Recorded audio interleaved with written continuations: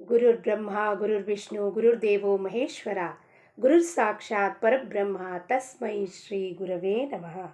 ಚಿದಂಬರ ನಮಸ್ತೇಸ್ತು ಚಿಂತಿತಾರ್ಥ ಪ್ರದಾಯಿನೇ ಔದುಂಬರ ಸದಾವಾಸ ಚಿದಂಬರ ನಮೋಸ್ತುತೆ.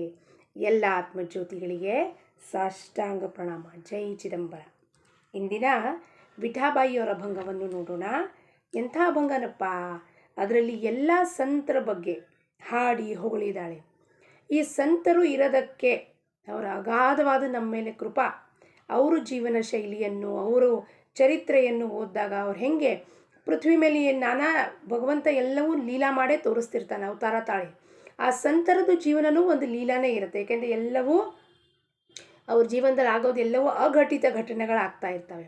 ಯಾವುದೂ ಹೀಗೆ ಸಾಮಾನ್ಯವಾದೂ ಆಗೋದಿಲ್ಲ. ಅದಕ್ಕೆ ಎಲ್ಲ ಸಂತರು ಯಾಕೆ ಬರ್ತಾರಪ್ಪ ಪೃಥ್ವಿ ಮೇಲೆ ಅವತಾರ ತಾಳಿ ಪುನಃ ಪುನಃ? ಯಾಕಪ್ಪ ಅಂದರೆ ಅವರು ನಮಗೆ ಬೋಧನೆ ಮಾಡೋಕ್ಕೆ ಭಗವಂತ ಅವ್ರನ್ನ ಆಯ್ಕೆ ಮಾಡ್ಕೋತಾನೆ. ಏನಪ್ಪ, ನೀನು ಏನು ಪಡ್ಕೊಳ್ತೀಯೋ ಅದನ್ನು ಎಲ್ಲರಿಗೂ ಹಂಚು. ಆ ಒಂದು ಕೇಪಬಿಲಿಟಿ, ಎಲಿಜಿಬಿಲಿಟಿ, ಅರ್ಹತೆ ನಿನಗಿದೆ ಅಂದ್ಬಿಟ್ಟು ಆ ಜೀವನ ಎತ್ತಿ ಜನ್ಮ ಜನ್ಮಾಂತರದಲ್ಲೂ ಆ ಜೀವ ಭಗವಂತನ ಬಿಟ್ಟು ಇನ್ನೇನು ಪಡ್ಕೊಂಡಿರೋದಿಲ್ಲ, ಕೇಳಿರೋದಿಲ್ಲ, ಬೇಡಿರೋದಿಲ್ಲ. ಅಂಥವ್ರನ್ನ ಆಯ್ಕೆ ಮಾಡಿ ಪರಮಾತ್ಮ ಏನು ಮಾಡ್ತಾರೆ, ಸಂತರು ಅಂತ ಅವರನ್ನು ಪೃಥ್ವಿ ಮೇಲೆ ಕಳಿಸ್ತಾನೆ. ಪೃಥ್ವಿ ಮೇಲೆ ಕಳಿಸಿ ಬೋಧನೆ ಮಾಡಿ, ಜನಕ್ಕೆ ಉದ್ಧಾರ ಮಾಡಿ, ಪ್ರತಿಯೊಂದು ಜೀವರಾಶಿ ಉದ್ಧಾರ ಮಾಡಬೇಕು ಅನ್ನೋದೇ ಭಗವಂತನ ಉದ್ದೇಶ ಇರುತ್ತೆ. ಅದಕ್ಕೆ ಆ ಸಂತರ ಮುಖಾಂತರ ತನ್ನನ್ನು ಹಾಡಿ ಹೊಗಳಿ ತನ್ನನ್ನು ಕೊಂಡಾಡಿಸ್ಕೋತಾನೆ. ಎದಕ್ಕಪ್ಪ? ಅವ್ರು ಬಿಟ್ಟರೆ ಅವನಿಗೆ ಇರೋಕ್ಕಾಗೋದಿಲ್ಲ. ಎಷ್ಟು ಸಂತರಿದ್ದಾರೆ, ಒಬ್ಬರ ಇಬ್ಬರ ಇಡೀ ಭಾರತ ದೇಶದಲ್ಲಿ. ನಮ್ಮ ಪವಿತ್ರವಾದ ಭೂಮಿ, ನಾವೇನಾರು ಪುಣ್ಯ ಮಾಡಿದ್ದೀವಿ ಅನ್ನೋದಕ್ಕೆ ಈ ಭಾರತ ಭೂಮಿಯಲ್ಲಿ ನಾವು ಹುಟ್ಟಿದ್ದೀವಿ. ಸನಾತನ ಭೂಮಿ ಇದು. ಅಲ್ಲಿ ನಾವೇನು ಇವತ್ತು ಆ ಪರದೇಶ ಜನ ನಮ್ಮ ದೇಶಕ್ಕೆ ಬಂದು ಜ್ಞಾನೇಶ್ವರ ಮಹಾರಾಜರ ಮೇಲೆ ರಿಸರ್ಚ್ ಮಾಡ್ತಿದ್ದಾರೆ. ಅವರ ಏನು ಫಿಲಾಸಫಿ ಇದೆಯೋ ಅದ್ರ ಮೇಲೆ ರಿಸರ್ಚ್ ಮಾಡ್ತಿದ್ದಾರೆ. ಮತ್ತು ಏಕನಾಥ್ ಮಹಾರಾಜರ ಮೇಲೆ, ಸ್ವಾಮಿ ಸಮರ್ಥರು, ಎಷ್ಟು ಕಡೆಯಿಂದ ಇಸ್ಕಾನು ಅಲ್ಲಿಗೆ ಬಂದು ಕೃಷ್ಣನ ಬಗ್ಗೆ, ವೃಂದಾವನದ್ದು ಅಷ್ಟೊಂದೆಲ್ಲ ಎದಕ್ಕೆ ಮಾಡ್ತಿದ್ದಾರಪ್ಪ? ನಮ್ಮ ಸನಾತನ ಧರ್ಮದಲ್ಲಿ ಏನು ಗೂಢಾರ್ಥ ಇದೆಯೋ, ಮಿಸ್ಟ್ರಿ ಆಫ್ ಲೈಫ್ ಅಂತೀವಿ, ಅದನ್ನು ನಮ್ಮ ಸಂತರು, ನಮ್ಮಲ್ಲಿರುವ ಯೋಗಿಗಳು, ಸಿದ್ಧರು, ಸತ್ಪುರುಷರು, ಅವಧೂತರು ತಿಳ್ಕೊಂಡು ಜಗತ್ತಿಗೆ ಹಂಚದ್ರದನ್ನು. ಅದನ್ನು ನೋಡಿ ಅವರು ಅದಕ್ಕೆ ಮರಗಾಗಿ, ಅದಕ್ಕೆ ಅಟ್ರ್ಯಾಕ್ಟ್ ಆಗಿ, ಮ್ಯಾಗ್ನೆಟ್ ಇದ್ದರೆ ಹೆಂಗೆ ಎಲ್ಲ ಲೋಹ ಅದಕ್ಕೆ ಅಂಟ್ಕೊಳ್ತೋ, ಚುಂಬಕೀಯ ಶಕ್ತಿ ಅಂತೀವೋ ನಾವು, ಮ್ಯಾಗ್ನೆಟಿಕ್ ಪವರ್. ಹಾಗೆಯೇ ನಮ್ಮ ಸಂತರ ಹತ್ರ ಆ ಮ್ಯಾಗ್ನೆಟಿಕ್ ಪವರ್ ಇರುತ್ತೆ. ಎಂಥ ಮ್ಯಾಗ್ನೆಟಿಕ್ ಪವರ್? ಭಗವಂತನ ಪ್ರೇಮ, ಭಗವಂತನ ಭಕ್ತಿ. ಅವನನ್ನು ಸದಾ ಕಾಲ ಸದೋದಿತ ಹಾಡೋದು, ಹೊಗಳೋದು, ಕೊಂಡಾಡೋದು. ಮಹೇಶ್ ಕಾಳೆದು ಒಂದು ಹಾಡು ಕೇಳಿದ್ರೆ ನಮಗೆ ವಿಠ್ಠಲ ವಿಠ್ಠಲ ಕೇಳಿದ್ರೆ ನಮಗೂ ಮೈ ಮರೆತು ಅವನ ಜೊತೆ ಕುಣಿಬೇಕು ಅಂತ ಮನಸ್ಸು ಬರುತ್ತೆ. ಅಷ್ಟು ಅವನು ಹೇಳಿದಾಗೆಲ್ಲ ಒಂದು ಹಾಡು, ಆ ವಿಠ್ಠಲ ವಿಠ್ಠಲ ವಿಠ್ಠಲ ಕನ್ನಡ ಪಂಡರಿ ರಾಜಾಚ ಅವನ ಮೆಲ್ಲಕ್ಕೆ ಕರ್ಕೊಂಡೋಗಿ ನಮಗೆ ಅಲ್ಲಿ ಆ ಮೋಕ್ಷದ ಬಾಗಿಲಿಗೆ ಮುಟ್ಟಿಸ್ಬಿಡ್ತಾನೆ ಅನ್ನಂಗೆ ಅಷ್ಟು ಆ ಆರ್ತತೆಯಿಂದ ಕೂಗು ನಮ್ಮೊಳಗೆ ನಾವು ಅವನ ಜೊತೆ ಕೂಗಬೇಕು ಅನ್ನೋದು ಆಸೆ ಬಂದ್ಬಿಡುತ್ತೆ, ಆಸಕ್ತಿ ಬಂದ್ಬಿಡುತ್ತೆ. ವಿಠ್ಠಲ ವಿಠ್ಠಲ ವಿಠ್ಠಲ ವಿಠ್ಠಲ ವಿಠ್ಠಲ ವಿಠ್ಠಲ ವಿಠ್ಠಲ ವಿಠ್ಠಲ ವಿಠ್ಠಲ ವಿಠ್ಠಲ ವಿಠ್ಠಲ ವಿಠ್ಠಲ ವಿಠ್ಠಲ ವಿಠ್ಠಲ ವಿಠ್ಠಲ ವಿಠ್ಠಲ ವಿಠ್ಠಲ ವಿಠ್ಠಲ ಹಂಗೆ ಕೂಗ್ತಾ ಇದ್ದರೆ ಮೈಯೆಲ್ಲ ರೋಮಾಂಚನ ಆಗೋಗುತ್ತೆ. ಎಂಥದಪ್ಪ ಅದ್ಭುತ ಅನುಭವ ಅದು. ಅದನ್ನು ಸಂತರು ಪಡ್ಕೊಂಡ್ರು. ಒಬ್ಬರ ಇಬ್ಬರ ಜ್ಞಾನೇಶ್ವರ ಮಹಾರಾಜರು, ನಿವೃತ್ತಿನಾಥು, ತುಕಾರಾಮ್ ಮಹಾರಾಜರು, ಏಕನಾಥ್ ಮಹಾರಾಜರು, ಜನಾಬಾಯಿ, ಮುಕ್ತಾಬಾಯಿ, ಸಂತ ಸಕೂಬಾಯಿ, ಮೀರಾಬಾಯಿ, ರೋಹಿದಾಸು, ಭಕ್ತ ದಾಮಾಜಿ, ಇನ್ನು ದ್ರೌಪದಿ, ಯಾರಿಲ್ಲ, ಅಗಣಿತ ಅಗಣಿತ ಅಪರಿಮಿತ ಅಷ್ಟು ಭಕ್ತರು.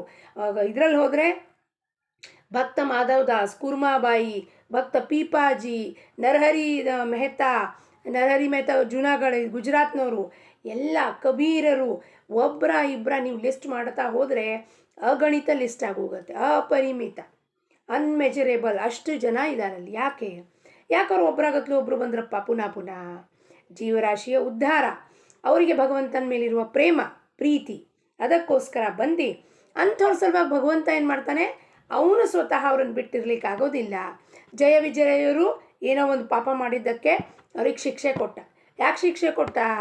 ಅವನು ಅವತಾರ ತಾಳಬೇಕಾಗಿತ್ತು, ಅವ್ರ ಜೊತೆಗೆ ಇರಬೇಕಾಗಿತ್ತು, ಅವ್ರಿಗೆ ವಧೆ ಮಾಡಬೇಕಾಗಿತ್ತು. ಶತ್ರು ರೂಪದಲ್ಲೂ ಅವ್ರನ್ನ ಎಷ್ಟು ಪ್ರೀತಿ ಮಾಡ್ತಾನಪ್ಪ ಪರಮಾತ್ಮ. ಕಿ ಶತ್ರು ರೂಪದಲ್ಲಿ ಬಂದರೂ ಅವರಿಗೆ ಮೋಕ್ಷವನ್ನು ಕೊಡ್ತಾನೆ. ಎದಕ್ಕೆ? ನನ್ನವರು ನೀವು ನನ್ನ ಹತ್ರ ವಾಪಸ್ ಬರಬೇಕು. ಅದಕ್ಕೇನು ಹೇಳ್ತಾರೆ? ಆಮಚೆ ಸ್ಥಳ ಕ್ಷೀರಸಾಗರ ದೇವ ಆಣಿಲೇ ಬರೋಬರ. ಅವತಾರ ತಾಳ್ದಾಗ ಚಿದಂಬರ ಸ್ವಾಮಿ ತನ್ನ ಜೊತೆಗೆ ಎಲ್ಲ ಭಕ್ತರ ಸಮೂಹನ ಕರ್ಕೊಂಬಂದ. ಯಾರೋ ಭಕ್ತ ಕಹಾರಾದ, ರಾಧಾಬಾಯಿ, ವಿಠಾಬಾಯಿ, ಹರಿ, ಅವರು ಇವರು ಎಷ್ಟು ಜನ. ಎದಕ್ಕಪ್ಪ? ಅವನು ಅವ್ರನ್ನ ಬಿಟ್ಟಿರ್ಲಿಕ್ಕಾಗಲ್ಲ, ಇವರು ಅವನನ್ನು ಬಿಟ್ಟಿರ್ಲಿಕ್ಕಾಗಲ್ಲ. ದೇವ ಭಕ್ತಪಣ ಐಕ್ಯ ನಿಜ ಜ್ಯೋತಿ. ಏನು ಹೇಳ್ತಾಳೆ ವಿಠಾಬಾಯಿ ನೋಡೋಣ.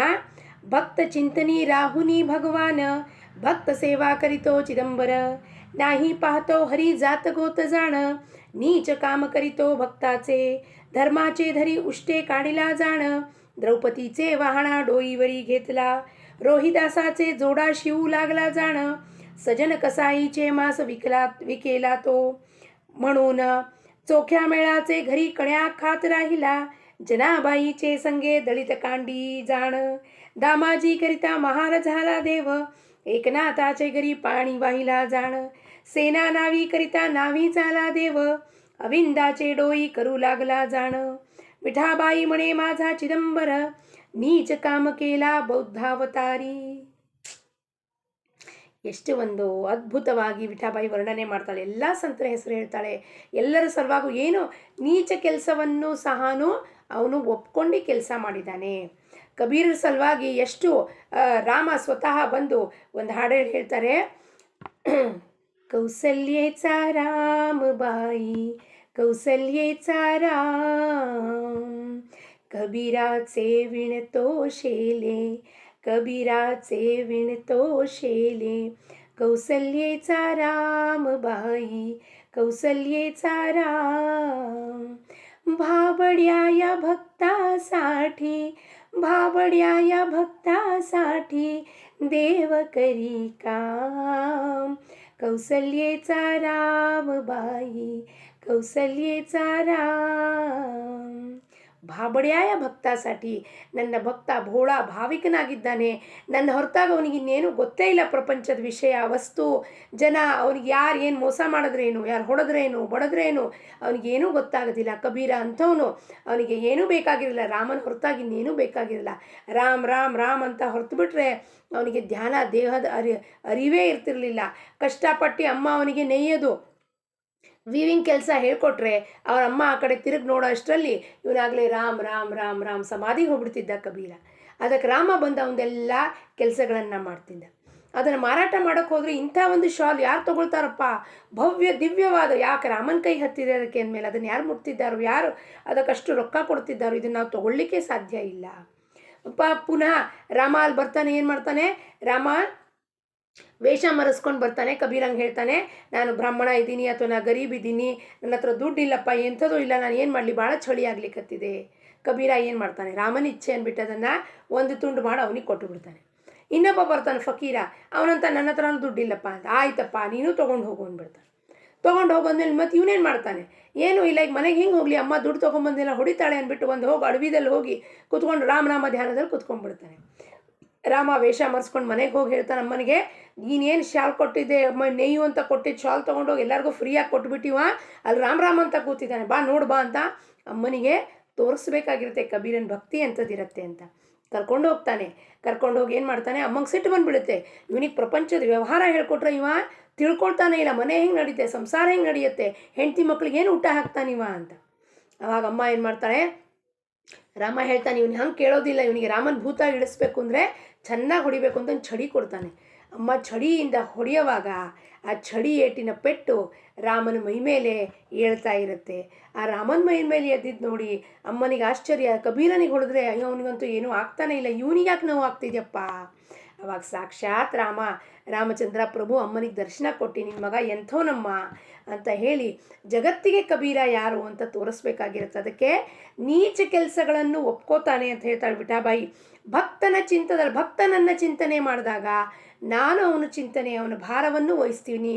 ಅನನ್ಯಾಶ್ಚಿಂತೆಯಂತು ಮಾಮೇ ಜನಃ ಪರ್ಯುಪಾಸತೆ, ತೇಷಾಂ ನಿತ್ಯಾಭಿಯುಕ್ತಾನಾಂ ಯೋಗಕ್ಷೇಮಂ ವಹಾಮ್ಯಹಂ, ಅಂಥವನ ರಕ್ಷಣೆ ಸಂರಕ್ಷಣೆ ಮಾಡೋದು, ಅವನನ್ನು ಕಾಪಾಡೋದು ಜವಾಬ್ದಾರಿ ನನ್ನದಾಗಿರುತ್ತದೆ. ಭಕ್ತ ಸೇವಾ ಕರಿತೋ ಚಿದಂಬರ. ಅದಕ್ಕೆ ಆ ಭಕ್ತರ ಸೇವಾ ಮಾಡ್ಲಿಕ್ಕೆ ಅವನು ಹೋಗ್ಬಿಡ್ತಾನೆ. ಇನ್ನೊಂದು ಮಾತಿಗೆ ಏನಕ್ಕಪ್ಪ, ನಾಹಿ ಪಹತೋ ಹರಿ ಜಾತ ಗೋತ ಜಾಣ ನೀಚ ಕಾಮ ಕರಿತೋ ಭಕ್ತಾಚೆ. ಯಾಕಿಲ್ಲಿ ಹೇಳಿದಾಳೆ ನೀಚ ಜಾತ ಗೋತ ನೋಡೋದಿಲ್ಲ ಅಂತ? ಯಾಕೆಂದರೆ ಭಗವಂತನಿಗೆ ಸಮತ್ವ ದೃಷ್ಟಿ ಇದೆ, ಯಾವ ಭೇದ ಬುದ್ಧಿ ಇಲ್ಲ. ಭೇದ ಬುದ್ಧಿ ನಾವು ಮಾನವರು ಮಾಡ್ಕೊಂಡಿರೋದು. ಗೋರ ಕುಂಭಾರ ಪರಮಾತ್ಮನ ಪಡ್ಕೊಂಡ, ನಾಮದೇವ ಪಡ್ಕೊಂಡ, ತುಕಾರಾಮ್ ಮಹಾರಾಜರು ಪಡ್ಕೊಂಡು, ಇವರೆಲ್ಲ ಜಾತಿ ಗೋತಿಯಿಂದ ಎಲ್ಲರೂ ಬ್ರಾಹ್ಮಣರಿರಲಿಲ್ಲ. ಎಲ್ಲ ಶೂದ್ರ ಜಾತಿಗೆ, ಮಹಾರ್ ಜಾತಿಗೆ ಅಥವಾ ಶೆಟ್ಟಿ ಜಾತಿಗೆ, ವಾಣಿ ಜಾತಿಗೆ, ಯಾವ ಜಾತಿಗೆ ಸೇರಿದ್ರು. ಆದರೆ ಅವ್ರು ಯಾರು ಬ್ರಾಹ್ಮಣರಿರಲಿಲ್ಲ. ಭಗವಂತ ಇದನ್ನೇ ತೋರಿಸ್ಬೇಕಾಗಿತ್ತು. ನಿಮ್ಮ ಜಾತಿ ಗೋತ ಮತ ಕುಲ ನಾನು ಏನೂ ನೋಡೋದಿಲ್ಲ. ನನ್ನ ಭಕ್ತ ಎಲ್ಲಿ ನನ್ನನ್ನು ಕೊಂಡಾಡ್ತಿರ್ತಾನೋ ನಾನು ಅಲ್ಲಲ್ಲೇ ಇರ್ತೀನಿ. ಅವನು ಸೇವೆ ಮಾಡಲಿಕ್ಕೆ ನಾನು ತತ್ಪರನಾಗಿರ್ತೀನಿ. ನೀಚ ಕಾಮ ಅಂದರೆ ಕ್ಷುದ್ರ ಕೆಲಸಗಳನ್ನು ಭಗವಂತ, ಅವನು ಯಾರಪ್ಪ, ಸರ್ವಸಾಕ್ಷೀಭೂತ ಸರ್ವಸತ್ತಾಧೀಶ ತ್ರೈಲೋಕ್ಯದ ಒಡೆಯ ಅವನು. ಆದರೆ ಅವನು ಪೃಥ್ವಿ ಮೇಲೆ ಬರೆದು ನೀಚಿಂದ ನೀಚ ಕೆಲಸಗಳನ್ನು ಕ್ಷುದ್ರ ಕೆಲಸಗಳನ್ನು ಮಾಡ್ತಾನೆ. ಧರ್ಮರಾಯನ ಮನೆಯಲ್ಲಿ ಪಂಕ್ತಿದಲ್ಲಿ ಕೂತಿದ್ದೆಲ್ಲ ಎಲೆಗಳನ್ನು ತೆಗೆದ ಅವನು. ಯಾಕೆ? ಎಲೆಯನ್ನೆಲ್ಲ ಬಾಚಿ ಎಲ್ಲರದು ಎಂಜಲ ಎಲೆಗಳನ್ನೆಲ್ಲ ತೆಗೆದ ಅವನು. ದ್ರೌಪದೀಚೆ ವಾಹನ ಡೋಯಿವರಿಗೆ ಎತ್ತಿ ಅವಳು ಚಪ್ಪಲಿಗಳನ್ನು ತನ್ನ ತಲೆ ಮೇಲೆ ಇಟ್ಕೊಂಡು ಹೊರಟ. ಅವಳು ಯಾಕಪ್ಪ, ನೀ ನನ್ನ ಅಣ್ಣ ಇದ್ದಿ, ನೀ ನನ್ನ ಇದ್ದಿದ್ದಾನಿಂದ ವಾಸುದೇವ್ ಕೇಶವ್ ಅಂತ ಪ್ರೀತಿಯಿಂದ ಕರಿತಾ ಇದ್ಲು ಅವನನ್ನು. ಯಾವಾಗ ವಸ್ತ್ರಾಪರಣ ಹರಣ ಆಯಿತು, ಎರಡೂ ಕೈ ಮೇಲಿತ್ತು, ಕೇಶವ ಋಷಿಕೇಶ ನನ್ನನ್ನು ಕಾಪಾಡೋ ಪರಮಾತ್ಮ ಅಂದಾಗ ಓಡೋಡಿ ಬರ್ತಾನೆ. ಅಂದಮೇಲೆ ಅವ್ರ ಕೆಲಸಕ್ಕೆ ನೀಚ ಕೆಲಸದು ಅವನನ್ನು ಚಪ್ಪಲಿಗಳನ್ನು ತಲೆ ಮೇಲೆ ಇಟ್ಕೊಂಡು ಹೋಗ್ತಾನೆ ಪರಮಾತ್ಮ. ತಾನು ಸ್ವತಃ ಪರಮಾತ್ಮ ಇದ್ದು ಎಲ್ಲ ಸಾಧು ಸಂತರು ಬಂದಾಗ ಅವರೆಲ್ಲರ ಕಾಲು ತೊಳೆದು ಪಾದ ಪೂಜೆ ಮಾಡ್ತಾನವನು. ಏನಕ್ಕೆ? ಯಾಕೆಂದರೆ ನಾನೇನೋ ಇದ್ದೀನಿ ಅಂತ ಇಲ್ಲಿ ಮಾನವ ರೂಪದಲ್ಲಿ ಬಂದಾಗ ಅವನು ತೋರಿಸ್ತಾನೆ. ನಾನೇನೋ ಇದ್ದೀನಿ ಅನ್ನೋದು ಅಹಂಕಾರ ನಾವು ಪಡಬಾರ್ದು. ಇದನ್ನು ನೋಡಿ ನಾವು ಕೇವಲ ಓಹೋ ವಾ ಅವ್ನು ಸುಧಾಮನ್ ಪಾದ ತೊಳಿತಾನೆ. ಯಾಕೆ? ಸುಧಾಮ ಅವನ ಮಿತ್ರ, ಬಡ ಬ್ರಾಹ್ಮಣ ಬಂದಿರ್ತಾನೆ. ಆದರೂ ಸುಧಾಮನ್ ಕಾಲು ತೊಳೆದು ಕಣ್ಣಲ್ಲಿ ನೀರು ಹಾಕ್ತಾನೆ ಪರಮಾತ್ಮ. ನನ್ನ ಭಕ್ತನ ಕಾಲಲ್ಲಿ ಮುಳ್ಳು ಚುಚ್ಚಿದೆಯಲ್ಲಪ್ಪ, ನನ್ನ ಭಕ್ತ ಎಷ್ಟು ಕಷ್ಟಪಟ್ಟಿದ್ದಾನಲ್ಲಪ್ಪ, ನನ್ನ ಭಕ್ತ ಎಷ್ಟು ಕಷ್ಟಪಟ್ಟು ಬಂದಿದ್ದಾನೆ ಅಲ್ಲಿಂದ ಇಲ್ಲಿಗೆ ನನ್ನ ನೋಡೋ ಸಲುವಾಗಿ. ಎಷ್ಟು ಬಡತನದಲ್ಲಿದ್ದರೂ ಕೂಡ ಒಂದು ದಿವಸ ಅವನು ನನ್ನನ್ನು ಮರಿಲಾರದೆ ನನ್ನ ನೆನೆಸ್ತಿದ್ದಾನೆ ಅಂತ ಅವನ ಪಾದ ಪೂಜೆ ಮಾಡಿ ಅವನಿಗೆ ಒಳ್ಳೆ ವಸ್ತ್ರ ಕೊಟ್ಟು ಮಲಗಿಸಿ ಎಲ್ಲವನ್ನೂ ಮಾಡ್ತಾನೆ. ಯಾಕೆ? ಭಕ್ತನ ಸಲುವಾಗಿ, ಆ ಪ್ರೀತಿ ಸಲುವಾಗಿ ಕಟ್ಟು ಬೀಳ್ತಾನೆ ಪರಮಾತ್ಮ. ರೋಹಿದಾಸಾಚೆ ಜೋಡಾ ಶಿವಲಾಗ್ಲ. ರೋಹಿದಾಸ್, ರವಿದಾಸ್ ಅಂತೀವಿ, ಮೀರಾಬಾಯಿಯವ್ರ ಗುರುಗಳು. ಅವರು ಚಂಬಾರ ಇದ್ದರು, ಕಾಬ್ಲರ್. ಅವ್ರೇನು ಮಾಡ್ತಿದ್ರು? ಅವರ ಚಪ್ಪಲಿ ಹೊಲಿಯೋ ಕೆಲಸಗಳನ್ನು ಯಾರು ಮಾಡ್ತಿದ್ದ? ಪರಮಾತ್ಮ ಸ್ವತಃ ಬಂದು ಅವ್ರ ಚಪ್ಪಲಿಗಳನ್ನು ಹೊಲಿತಿದ್ದ. ಸಜನ್ ಕಸಾಯಿಚೆ ಮಾಸ್ ವಿಕೇಲ. ಯಾರು? ಕಸಾಯಿ ಒಬ್ಬ ಇದ್ದ, ಸಜನ್ ಕಸಾಯಿ ಅಂತ ಒಬ್ಬ ಕಸಾಯಿ ಇದ್ದ, ಬಚ್ಚರ್. ಅವನು ಸ್ವತಃ ಅಲ್ಲಿ ನಿಂತ್ಕೊಂಡು, ಅವನ ಜಾಗದಲ್ಲಿ ನಿಂತ್ಕೊಂಡು ಇವನೇ ತಗೊಳ್ರಪ್ಪ ಅಂತ ಪರಮಾತ್ಮ ರೂಪದಲ್ಲಿ ಬಂದು ಕೆಲಸಗಳನ್ನು ಮಾಡ್ತಿರ್ತಾನೆ. ಚೋಖಾ ಮೇಳ ಮನೆಗೆ ಹೋಗಿ ಕಣಿಗಳನ್ನು ನುಚ್ಚನ್ನ ತಿಂತಾ ಇರ್ತಾನೆ. ಜನಾಬಾಯಿ ಸಂಗೆ ದಳಿತ ಕಾಂಡಿತ ಜಾಣ. ಜನಾಬಾಯಿ ಯಾರೂ ಕೇಳ್ತಿರ್ಲಿಲ್ಲ. ಜನಾಬಾಯಿ ದಾಸಿಯಾಗಿ ಕೆಲಸ ಮಾಡ್ತಿದ್ದು ನಾಮದೇವನ ಮಲ್ಲಿ. ದಿವಸ ಎಷ್ಟೆಷ್ಟು ಕೆಲಸ ಆಕಿಗೆ ಇದೆ ಪಾಪ. ಆಕಿಗೆ ತಲೆ ಕೂದಲಿಗೆ ಎಣ್ಣೆ ಇರ್ತಿರ್ಲಿಲ್ಲ, ಯಾರು ತಲೆ ಬಾಚ್ಕೊಡ್ತಿರ್ಲಿಲ್ಲ ಆಕಿಗೆ ಹರ್ಕ ವಸ್ತ್ರ ಹಾಕೋತಿದ್ಲು. ಇಡೀ ದಿವಸ ಕೆಲಸ, ಹಿಟ್ಟು ಬೀಸು ಅದು ಬೀಸು. ಅವಾಗ ವಿಠ್ಠಲ ಅವಳ ತಲೆಗೆ ಎಣ್ಣೆ ಹಚ್ಚೋದು, ಅವಳ ಕೂದಲು ಬಾಚೋದು, ಆಕಿಗೆ ಬಿಸಿ ಬಿಸಿ ನೀರು ಹಾಕಿ ಸ್ನಾನ ಮಾಡಿಸೋದು. ಮತ್ತು ಬೀಸೆಕಲ್ಲಲ್ಲಿ ಇದನ್ನು ಬೀಸೋವಾಗ ಈ ಕಡೆಯಿಂದ ಆಕಿ ಹಾಡು ಹೇಳ್ತಿರ್ತಾಳೆ, ಆ ಕಡೆಯಿಂದ ಅವನು ಅಕ್ಕಿ ಜೋಡಿಗೆ ಬೀಸ್ತಿರ್ತಾನೆ. ಅದು ಆಕಿಗೆ ಕಾಣಿಸುತ್ತೆ, ನಮಗೆ ಕಾಣಿಸೋಂಗಿಲ್ಲ. ಯಾಕೆ ಕಾಣಿಸಲ್ಲಪ್ಪ? ಆಕಿ ಭಕ್ತಿ ಹಿಂಗಿತ್ತು, ಅದಕ್ಕೆ ವಿಠಲ ಕಾಣಿಸ್ತಿದ್ದ, ಅವನು ಹೆಲ್ಪ್ ಮಾಡ್ತಿದ್ದ. ಒಂದು ಗುಡ್ಡೇ ರಾಶಿ, ಆ ಶ್ರೀನಿವಾಸ್ ಕಲ್ಯಾಣ ಮೂವಿದಲ್ಲಿ ನಾವು ನೋಡಿದ್ವಿ. ಅವನು ಹೇಳ್ತಾರೆ ಇಷ್ಟೊಂದೆಲ್ಲ ಇದು ಮಾಡಬೇಕು ಅಂತ. ಒಂದು ಗುಡ್ಡೆ ರಾಶಿ ಅದು ರಾತ್ರೋರಾತ್ರಿ ಪ್ರತ್ಯಕ್ಷ ಆಗುತ್ತೆ. ಸಂತ ಸಕುಬಾಯಿ ಅವ್ಳು ಕಟ್ಟು ಹಾಕಿರ್ತಾರೆ, ಅವ್ಳು ವಿಠಲ ಬಂದುಬಿಟ್ಟು ಅಕ್ಕಿನ ಅವನೇ ಕಟ್ಟಿಸ್ಕೊಂಡ್ಬಿಡ್ತಾನಲ್ಲಿ. ಅವ್ರು ಕಟ್ಟಿಸ್ಕೊಂಡ್ಬಿಟ್ಟು ಅಕ್ಕಿ ಕಳಿಸ್ತಾನಲ್ಲಿ ಪಂಡ್ರಾಪುರಕ್ಕೆ ಹೋಗಿ ವಿಠಲನ ದರ್ಶನ ಮಾಡೋ, ಅವನಲ್ಲಿ ಒಂದಾಗಮ್ಮ ಅಂತ. ಅಂದರೆ ಎಷ್ಟು ನೀಚ ಕೆಲಸವನ್ನು ಹೊಡೆಸ್ಕೊಂಡು ಬೈಸ್ಕೊಂಡು ಇರ್ತಾನೆ ಆ ಕೆಲಸದಲ್ಲಿ. ಹಾಗೆ ಸ್ವಾಮಿನೂ ನೋಡಿದ್ದೀವಿ. ಒಬ್ಬಾಕಿ ಬಾಣಂತನ ಮಾಡುವಾಗ ಸ್ವಾಮಿ ವೃದ್ಧ ಹೆಂಗಸಿನ ರೂಪ ತಗೊಂಡು ಹೋಗಿ ಆಕಿ ಬಾಣಂತನ ಮಾಡ್ತಾನೆ. ಸ್ವಾಮಿ ಸ್ವತಃ ಬಾಣಂತನ ಮಾಡ್ತಾನೆ. ಎಷ್ಟು ಒಂದು ಮಹದ್ಭಾಗ್ಯದ ವಿಷಯ ನೋಡ್ರಿ. ಪರಮಾತ್ಮ ಸ್ವತಃ ಇಂಥದ್ದೆಲ್ಲ ಕೆಲಸ ಮಾಡಿ ಆ ಭಕ್ತರ ಸಲುವಾಗಿ ಬರ್ತಾನೆ. ದಾಮಾಜಿ ಕರಿತಾ ಮಹಾರ್ ಝಾಲ ದೇವ. ದಾಮಾಜಿ ಎಂಬ ಭಕ್ತರ ಸಲುವಾಗಿ ಮಹಾರ್ ಅಂದರೆ ಶೂದ್ರ ಆಗ್ತಾನೆ. ಏಕನಾಥನ ಮನೆಯಲ್ಲಿ 12 ವರ್ಷಗಳು ನೀರು ತುಂಬ್ತಾ ಶ್ರೀಖಂಡ್ಯ ಅಂತ ಅಂದ್ಬಿಟ್ಟು ಶ್ರೀಖಂಡ್ಯ ಹೆಸರಲ್ಲಿ ನೀರು ತುಂಬ್ತಾ ಇದ್ದ. ಯಾರಿಗೂ ಗೊತ್ತಾಗಲೇ ಇಲ್ಲ. ಗೋರ ಕುಂಬಾರ ಕೈ ಕಟ್ಟು ಮಾಡ್ಕೊಂಡ ಅವನ ಮಲ್ಲಿ ರಂಗ ಅಂತ, ರಂಗಣ್ಣ ರಂಗಣ್ಣ ಅಂತ ಅವನು ಎಷ್ಟು ಪ್ರೀತಿಯಿಂದ, ರಂಗಣ್ಣ ನೀನು ಮೈ ಮುಟ್ಟಿದ್ರೆ ನನಗೇನೋ ಒಂದು ಆನಂದ ಆಗತ್ತಪ್ಪ, ನೀನು ಊಟ ಮಾಡಿಸೋವಾಗ ನನ್ನ ತಂದೆ ನನಗೆ ಊಟ ಮಾಡಿಸ್ತಿದ್ದಾನಪ್ಪ, ನನ್ನ ವಿಠ್ಠಲನೇ ಊಟ ಮಾಡಿಸ್ತಿದ್ದಾನಪ್ಪ ಅಂತ ಅವನಿಗೆ ಗೋರನಿಗೆ ಭಾಸ ಆಗ್ತಿರುತ್ತೆ, ಪ್ರಚೀತಿ ಬರ್ತಿರುತ್ತೆ. ಆದರೆ ಮಾನವ ರೂಪದಲ್ಲಿ ಅವನು ನೋಡಿಬಿಟ್ಟು ಅವನು ಭ್ರಮಿತನಾಗ್ಬಿಡ್ತಾನೆ ಗೋರ ಕುಂಬಾರ. ಸೇನಾನಾವಿ ಬಾರ್ಬರ್, ಅವನು ಬಾರ್ಬರ್ ಸಲುವಾಗಿ ಅವನು ಬಾರ್ಬರ್ ಆಗೋಗ್ತಾನೆ. ಬಾರ್ಬರ್ ಜಾಗದಲ್ಲಿ ನಿಂತು ಅವನೇ ಬಾರ್ಬರ್ ಕೆಲಸ ಮಾಡ್ತಿರ್ತಾನೆ. ಅವಿಂದಾಚೆ ಡೋಯಿ ಕರುಲಾಗ್ಲಾ ಜಾಣ, ಅವಿಂದ ಅಂದರೆ ಮುಸ್ಲಿಮು, ಅವ್ರ ಸಲುವಾಗೂ ಅವನು ಕೆಲಸ ಮಾಡಿದ್ದಾನೆ. ವಿಠಾಬಾಯಿ ಮಣೆ ಮಾಝಾ ಚಿದಂಬರ, ನೀಚ ಕಾಮಕೇಲ ಬೌದ್ಧಾವತಾರದಲ್ಲಿ ನೀಚ ಕೆಲಸಗಳನ್ನು ಮಾಡಿದ್ದಾನೆ. ಯಾಕೆಂದರೆ ಆ ಸಮಯದಲ್ಲಿ ಬೌದ್ಧಾವತಾರದಲ್ಲಿ ಅವನು ಮೌನನಾಗಿದ್ದ. ಆದರೆ ಎಲ್ಲರ ಸಲುವಾಗಿ ಅವತಾರ ತಗೊಂಡು ಅವ್ರವ್ರ ಇದರಲ್ಲಿ ಏನು ಮಾಡ್ದ, ನೀಚ ಕೆಲಸ. ವಿಠಾಬಾಯಿ ಏನು ಹೇಳ್ತಾಳೆ ಈ ಎಲ್ಲ ಇದರಲ್ಲಿ ಸ್ವಂತರಲ್ಲಿ ಕೊಂಡಾಡೋದಲ್ಲಿ ಒಂದು ಮಾಝಾ ನನ್ನವನು, ಚಿದಂಬರ ನನ್ನವನು, ನಾನು ಚಿದಂಬರನವಳು. ಇದನ್ನು ಗಂಟು ಕಟ್ಕೊಂಡಿಡ್ಬೇಕು ನಾವು ಮನಸ್ಸಿನಲ್ಲಿ. ಚಿದಂಬರ ನನ್ನವನು, ನಾನು ಚಿದಂಬರನವಳು. ಅವನ ಪಾದಕ್ಕೆ ಒಮ್ಮೆ ನಾನು ತಲೆ ಹಚ್ಚಿದ್ರೆ ಅವನ ಇಚ್ಛೆಯಂತೆ ಏನಾಗುತ್ತೋ ಜೀವನದಲ್ಲಿ ಆಗಲಪ್ಪ, ಸಮರ್ಪಣಾ ಮಾಡಿಬಿಟ್ಟಿದ್ದೀನಿ, ನೀ ಹೆಂಗೆ ಹೇಳ್ತೀಯೋ ನಾನು ಹಂಗೆ ಇರ್ತೀನಿ. ದಾಸ್ಯತ್ವವನ್ನು ಸ್ವೀಕಾರ ಮಾಡಿದೆ. ವಿಠಾಬಾಯಿ ಜನಾಬಾಯಿದೇ ಮುಂದಿನ ಅವತಾರ, ಹಾಗಾಗಿ ದಾಸಿ ಜನಾಬಾಯಿ. ಸೊ ವಿಠಾಬಾಯಿ ದಾಸಿ ಮಣೆ ಅಂತ ಹೇಳ್ತಾಳಕಿ, ದಾಸ್ಯತ್ವವನ್ನು ಸ್ವೀಕಾರ ಮಾಡಿ, ಅಪ್ಪ ಚಿದಂಬರ ನೀನು ಹೆಂಗೆ ಹೇಳ್ತೀಯೋ ನಾ ಹಂಗೆ ಇರ್ತೀನಿ. ಆಕೆ ಕೈ ಸುಟ್ಟೋಗಿತ್ತು, ಆಕೆ ಕೈ ಸರಿ ಮಾಡ್ರಿ ಅಂತ ಹೇಳಿಲ್ಲ ಸ್ವಾಮಿಗೆ. ಕೈ ಸರಿ ಮಾಡಿದ್ರೆ ಪ್ರಪಂಚ ಕೇಳ್ಕೊಂಡು ಹೋಗ್ತಾರೆ, ನಿನ್ನನ್ನು ಕೊಂಡಾಡ್ಲಿಕ್ಕಾಗಲ್ಲ, ನಿನ್ನನ್ನು ನೆನೆಸ್ಲಿಕ್ಕಾಗಲ್ಲ, ಅದು ಕೈನೇ ಸರಿ ಮಾಡಿಬಿಡಪ್ಪ ಅಂಥದ್ದೊಂದು ಭಾವನೆ ನಮ್ಮಲ್ಲಿ ಮೂಡಬೇಕು. ಹೆಂಗೆ ಕೈ ಸುಟ್ಟಿತ್ತು ಅಂದರೆ ನಮ್ಮ ಕೈ ಸುಟ್ಟೋದು ಅಂತಲ್ಲ. ಅರ್ಥ ಏನು, ನೀ ನನಗೆ ಯಾವ ಪರಿಸ್ಥಿತಿಯಲ್ಲಿ ಇಡ್ತೀಯೋ ನಾನು ನಿನ್ನ ಜೊತೆಗೆ ಆನಂದದಲ್ಲಿ ಇರುತ್ತೇನೆ. ಯಾವ ಸ್ಥಿತಿಯಲ್ಲಿ ಇರ್ತೀಯಪ್ಪ ನೀನು, ಆನಂದದಲ್ಲಿ, ಯಾವ ತಕರಾರಿಲ್ಲ. ಯಾರು ಬೈದರೆ ಬೈಕೋಬಲ್ತೆ, ಯಾಕೆ ಅಪಮಾನ ಮಾಡಿದ್ರೆ ಮಾಡುತ್ತೆ, ನಿಂದನೆ ಮಾಡಿದ್ರೆ ಆಯಿತು, ಹೊಗಳಿದ್ರು, ಕೊಂಡಾಡೋದು, ಏನು ಮಾಡ್ಕೋತಾರೋ ಮಾಡ್ಕೊಳ್ರಿ, ನಾನು ನಿನ್ನನ್ನು ಬಿಟ್ಟು ಎಲ್ಲೂ ಹೋಗೋದಿಲ್ಲ. ಒಮ್ಮೆ ಅದನ್ನು ನಿರ್ಧಾರ ಮಾಡಿದ್ರೆ ಅವನ ಚರಣ ಬಿಟ್ಟು ನಾವೆಲ್ಲೂ ಹೋಗಬಾರ್ದು. ನಮ್ಮ ಮನಸ್ಸು ಅವನ ಚರಣಕ್ಕೆ ಕಟ್ಟು ಬಿದ್ದು ಅಲ್ಲಿ ನಮ್ಮ ತಲೆನ ಕಿತ್ತೇ ಹಾಕ್ಬಿಡ್ಬೇಕತ್ಲಾಗಿ. ವಿಠಾಬಾಯಿ ಏನು ಹೇಳ್ತಾಳೋ ಮಾಝಾ ಚಿದಂಬರ ಪರಿಪೂರ್ಣವಾಗಿ ನಮ್ಮಲ್ಲೂ ನಮ್ಮ ರಕ್ತದಲ್ಲಿ ಅದಾಗಬೇಕು. ಮಾಝಾ ಚಿದಂಬರ, ಮಾಝಾ ಚಿದಂಬರ, ಮಾಝಾ ಚಿದಂಬರ ಅಂತ ನಮ್ಮ ರಕ್ತದ ಕಣಕಣಗಳಲ್ಲಿ, ರೋಮ ಛಿದ್ರಗಳಲ್ಲಿ ಪ್ರತಿಯೊಂದು ಕೋಶಿಕೆಯು ಕೂಗಿ ಹೇಳಬೇಕೇನಪ್ಪ, ಮಾಝಾ ಚಿದಂಬರ, ಮಾಝಾ ಚಿದಂಬರ, ಮಾಝಾ ಚಿದಂಬರ ಅಂತ ಹೇಳಿದಾಗ ರಕ್ತಗತ ಆಗಿ ಕೃತಿಯಲ್ಲಿ ತಂದಾಗ, ಕೃತಿಯಲ್ಲಿ ಅಳವಡಿಸ್ಕೊಂಡಾಗ ಪರಮಾರ್ಥ ನಮ್ಮದು ಸಾರ್ಥಕ ಆಗುತ್ತೆ. ಎಲ್ಲರಿಗೂ ಒಳ್ಳೆಯದಾಗಲಿ. ಅಭಂಗ ಪುಷ್ಪವನ್ನು ವಿಠಾಬಾಯಿ ಸದ್ಗುರು ರಾಜಾರಾಮ್ ಮಹಾರಾಜ ಚರಣಕ್ಕೆ ಅರ್ಪಿಸುತ್ತಾ ಲೋಕ ಸಮಸ್ತ ಸುಖಿನೋ ಭವಂತು. ಜೈ ಚಿದಂಬರ.